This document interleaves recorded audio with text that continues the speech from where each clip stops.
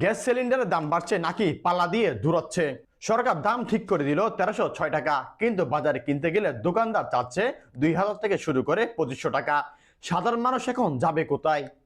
BRC এই জানুয়ারিতে 12 KG সিলিন্ডারের দাম 53 টাকা বাড়িয়ে 1306 টাকা করেছে। দর্শক, কিন্তু সংকটের অজুহাতে ডিলার আর খুচরা বিক্রেতারা অতিরিক্ত টাকা হাতিয়ে নিচ্ছে। কোথাও কোথাও তো 3000 টাকা দিয়েও গ্যাস পাওয়া যাচ্ছে না। ব্যবসায়ীরা বলছেন সরবরাহ কম, আর কোম্পানিগুলো বলছে আমদানি খরচ বেশি।